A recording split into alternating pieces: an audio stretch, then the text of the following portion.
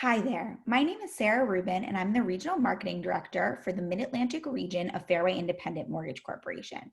Today, in conjunction with Cindy Bishop Worldwide, we're going to be talking about branding tips. So you understand that you should be branding. You understand pretty much how to start branding. But what are some tips and tricks that will make you a really effective brand? So with that, I'm going to share my screen and we'll dive right in.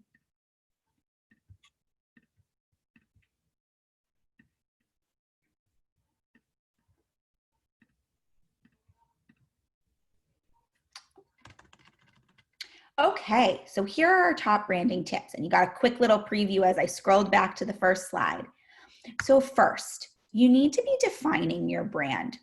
So if you don't know exactly what your brand is, then nobody else is going to be able to communicate that for you. So we've talked about before, if you've watched the other videos, that your brand is really just who you are, the things you're already doing, the people you're already working with. And that is all true.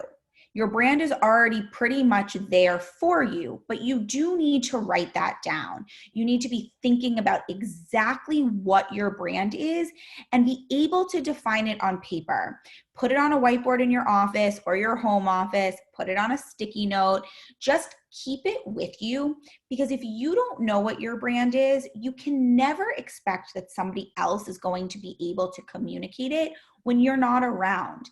And that is the goal of a brand, to have people share what you're offering with their spheres of influence so that you can grow and impact more and more people. Our second tip, you need to be weaving your brand throughout everything you do. So it's really natural to think of business as one subcategory and personal life as another. But if you continue to compartmentalize your life, your brand is not going to be fluid. You need to make sure that your brand goes throughout every part of your life, because that's what makes you you. And so really, it's so important, and I really can't stress it enough, that your business brand is also your personal brand. It needs to be the same thing, because that's what makes you impactful. People are connecting with you on different levels about different things. And the more they can connect to you, the more likely you are to really be successful. 3, you need to be adding value. There is a tremendous amount of noise out there. So there's tons of social media posts, tons of comments, tons of likes. And if all the things you're posting or mailing or talking about do is add to the noise, you're not going to get the interaction or the traction that you're looking for.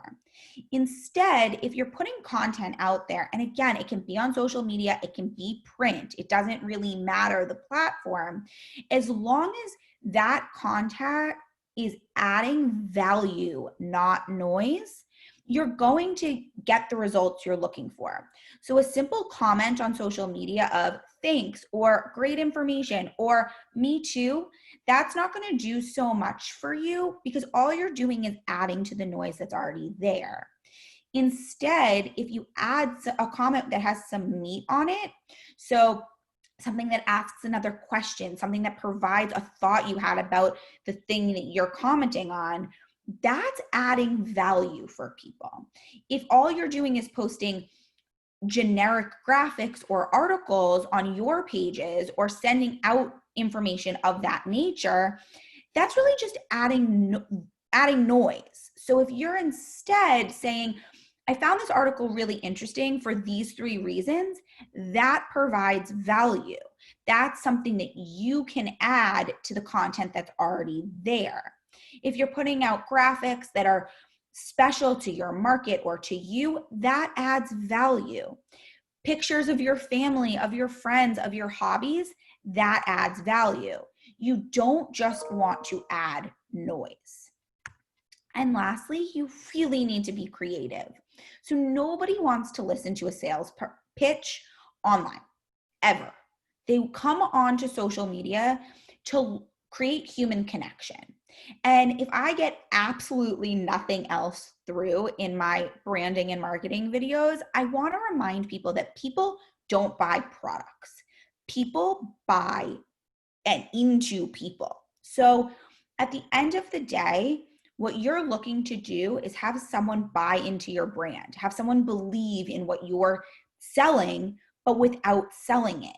So if they can connect to who you are as a person, and you've now woven your brand into those posts in a creative way, so an infographic or a picture that happens to have a mug that has your brand on it, your company, your team name, whatever that looks like, that's creative, and it's not going to make anyone feel like they're being sold to, but subconsciously they're going to realize, hey, you're a real estate agent and I'm looking for one of those. I should reach out because I already trust you.